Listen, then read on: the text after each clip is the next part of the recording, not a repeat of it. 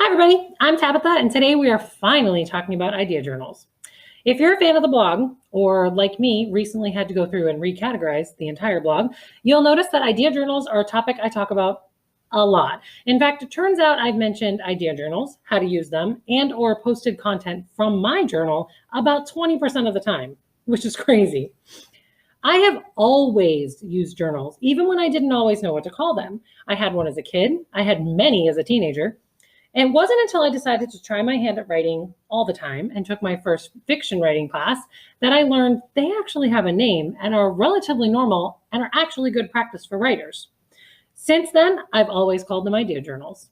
Let's get into what those really are. My creative brain is a little like a toddler. I can't always control where it goes.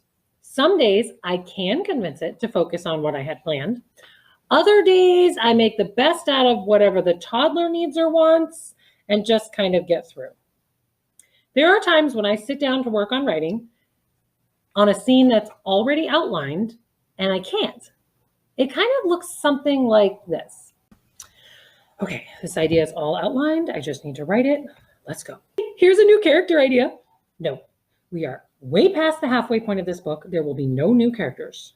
Writing what's outlined. But here she is, and look at her. She's awesome. Let me tell you exactly what she did. That's not even in this book. Nothing like that has happened in this book. That's annoying. If you've ever had this happen to you, you know how frustrating it can be. I am not going to get that chapter written with that new character rolling around in my head. Enter the idea journal. Here's one of mine. This is an actual physical idea journal that I've used. It's a little beat up because I carry this one in my purse with me at all times. I also have older ones than this, but I also have a Google Doc in case I happen to be on a computer. And I, of course, have the notes on my phone if I happen to be only near my phone and nothing else. In fact, I've even done voice memos on my iPhone because hands-free driving allows me to do voice memos. Basically, I have idea journals for wherever and whenever I might be when a session hits. So what do I do with it? I'm going to take the time right now while my brain's feeding me that obnoxious character, and I'm going to record it into the journal. That gets it out of my head and into a place where I won't forget it and frees up my time to work on the chapter I came to write. It also has the benefit of, in the future, if I need that character, she's written down. When I find the story she fits in, I'm all ready to go. I don't have to try to remember her. What do I do with these journals? Well, when I'm done with a work in progress and looking for that new idea, I turn to my idea journal. I'll read through old things that I've written and see what grabs my attention. If something does, I'll try another scene or maybe add a new character or try to think it through. Maybe it'll even turn into an outline, and that's where the best ideas come from. I'm actually going to tell you a cool story. Recently, I finished a book in the Kingdom of Franz series and needed something new to work on. I turned to my trusty idea journal. I had the outline of a character who was in the middle of a competition. I wrote a scene from her competition, giving the insight that she would have into her mind, and I kind of liked it. The next day, I sat back down, flipped through my idea journal, and found the description of a magical character that I kind of liked. I wrote a scene using her, kind of fleshed it out, thought her through. I liked the idea of this magical technology thing that I was creating. And I thought, both of these stories are only mediocre. Day 3, I had a crazy idea.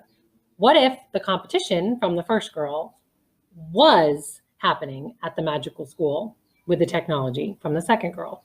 Those two girls were thrown into the same story, which is tentatively titled The Academy right now, and is my dual point of view fantasy story that I'm working on. Idea journals allow you to not forget things so that you can bring them back in the situation where they seem to suddenly fit. And they can be a lot of fun to discover. So what do I actually put in my idea journal? Characters, obviously. Scenes that don't fit into the story I'm writing or that I haven't figured out where they will fit.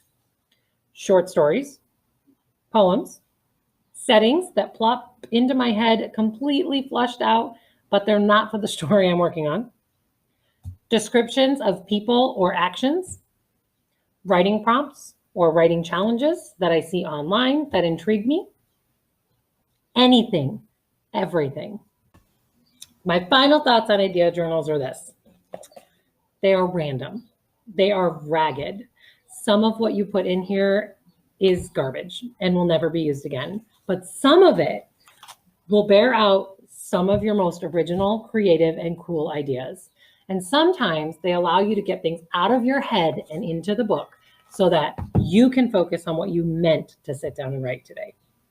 That's it for me and idea journals for today. Although if my blog is any indication, I am sure we'll be talking about them again. If there's something specific you want to see or something I can help you with, drop a comment below. If it's in my power to help you, I will certainly try to do that. Thanks for watching. Keep plotting the path to your dreams, and I will see you next week. Bye.